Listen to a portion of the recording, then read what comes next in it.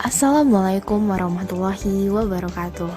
Shalom, Om Swastiastu, Namo Buddhaya, Salam Kebajikan. Apa kabar semuanya? Semoga hari kalian menyenangkan ya. Nah, sesuai jadwal yang sudah ditentukan kemarin, bahwa kelompok 1 diberi kesempatan untuk menyajikan video presentasi materi. Adapun materi yang akan kami sampaikan adalah mengenai penegakan hukum yang berkeadilan di Indonesia. Sebelum itu, yuk kenalan dulu sama rekan-rekan hebat saya dari kelompok 1 Teknik Sipil Kelas A Angkatan 2021. Ada siapa aja ya? Halo semuanya, perkenalkan nama saya Dahlia. Salam kenal untuk semuanya. Halo semua, nama saya Relang Insyirun Nurmali. Halo, saya Belma Nugrah Pratama. Perkenalkan, nama saya Muhammad Arashidi. Hai, perkenalkan, saya Lavena. Halo, nama saya Rinaldi. Hai, saya Muhammad Sidik. Halo, saya Sutio. Saya berasal dari Simpang Katis, Bangka Tengah. Halo, saya Christian Francia. Halo, saya Triandi Gunawan. Dan saya sendiri, Miho Yuswono. Oke, langsung aja ya teman-teman. Materi pertama yang kita bahas adalah sumber sosiologis, historis, politis, penegakan hukum berkeadilan di Indonesia. Penegakan hukum sendiri adalah proses dilakukannya upaya untuk tegaknya atau berfungsinya norma-norma hukum secara nyata sebagai pedoman perilaku dalam lalu lintas atau hubungan-hubungan hukum dalam kehidupan bermasyarakat dan bernegara. Lalu, sebenarnya apa sih tujuan penegakan hukum itu? Penegakan hukum sendiri bertujuan untuk mewujudkan peraturan hukum demi terciptanya ketertiban dan keadilan masyarakat. Penegakan hukum pada dasarnya bertujuan untuk meningkatkan ketertiban dan kepastian hukum dalam masyarakat, sehingga masyarakat merasa memperoleh perlindungan akan hak-hak dan kewajibannya. Upaya penegakan hukum sangat berkaitan dengan tujuan negara, agar negara dapat melaksanakan tugas dalam bidang ketertiban dan perlindungan warga negara. Maka disusunlah peraturan-peraturan yang disebut peraturan hukum. Peraturan hukum mengatur hubungan antara manusia yang satu dengan manusia lainnya. Di samping mengatur hubungan manusia atau warga negara dengan negara, serta mengatur organ-organ negara dalam menjalankan pemerintahan negara. Selain itu, ada seorang ahli filsafat Jerman bernama Gustav Radbruch. Ia menyatakan bahwa untuk menegakkan hukum, ada 3 unsur yang selalu harus diperhatikan. Unsur pertama yaitu keadilan. Artinya, dalam pelaksanaan hukum, para aparat penegak hukum harus bersikap adil. Pelaksanaan hukum yang tidak adil akan mengakibatkan keresahan masyarakat, sehingga wibawa hukum dan aparatnya akan luntur di masyarakat. Selain unsur keadilan, para aparatur penegak hukum dalam menjalankan tugasnya harus mempertimbangkan agar proses penegakan hukum dan pengambilan keputusan memiliki manfaat bagi masyarakat. Oleh karena itu, pelaksanaan hukum atau penegakan hukum harus memberi manfaat atau kegunaan bagi manusia. Dan terakhir yaitu ketiga dari penegakan hukum adalah kepastian hukum. Artinya, penegakan hukum pada hakikatnya adalah perlindungan hukum terhadap tindakan sewenang-wenang. Adanya kepastian hukum sangat penting. Orang tidak akan mengetahui apa yang harus diperbuat bila tanpa kepastian hukum, sehingga akhirnya akan timbul keresahan. Oke teman-teman, lanjut materi selanjutnya yang akan kami bahas yaitu mengenai dinamika dan tantangan penegakan hukum berkeadilan di Indonesia. Indonesia melaksanakan the rules of law untuk menciptakan hukum yang membawa keadilan bagi seluruh rakyat.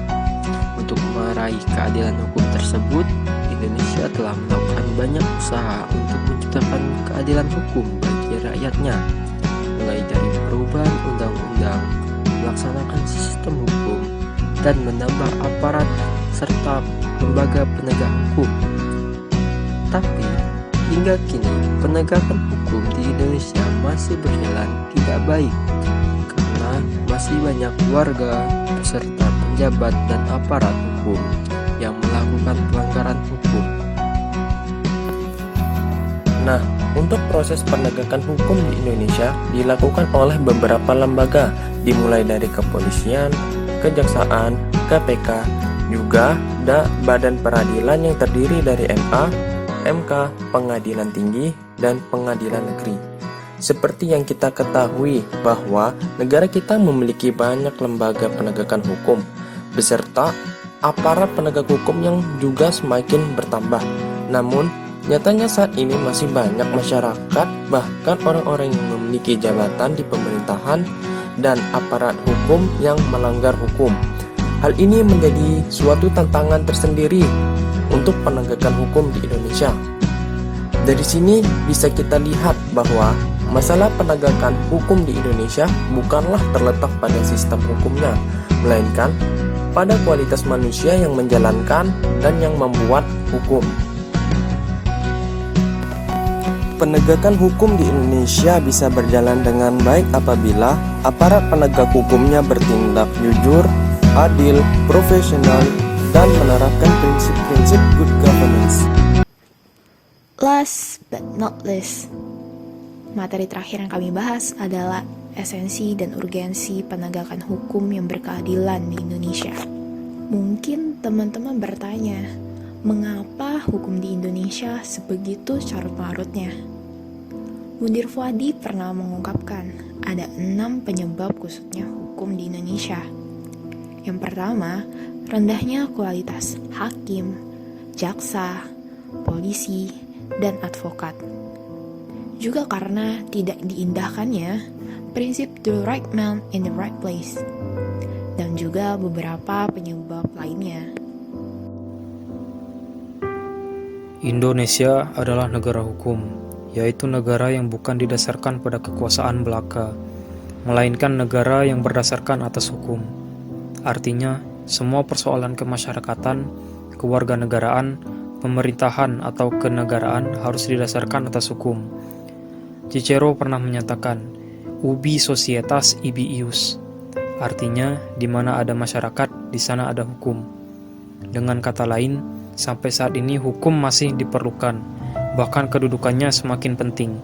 Esensi dalam penegakan hukum adalah keadilan.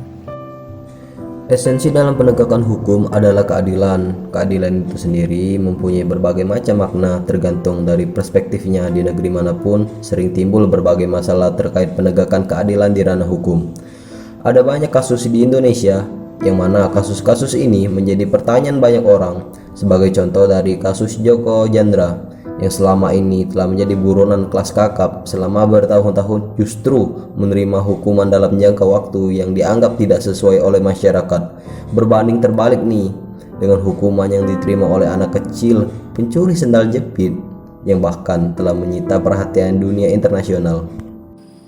Nah, dari fakta tersebut kita bisa melihat dengan jelas bahwa keberadaan hukum dan upaya penegakannya sangat penting. Kalau tidak ada penegak hukum, terlebih tidak adanya aturan hukum akan mengakibatkan kehidupan masyarakat kacau.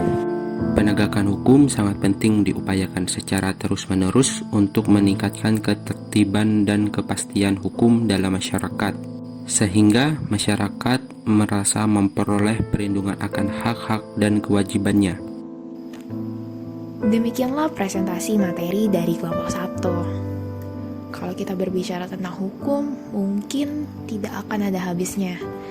Tetapi kami semua berharap kedepannya hukum di Indonesia bisa ditegakkan secara adil, sehingga tujuan penegakan hukum bisa benar-benar tercapai dan masyarakat bisa memperoleh perlindungan akan hak dan kewajibannya. Sekian podcast kelompok kami. Sampai jumpa di video kelompok selanjutnya.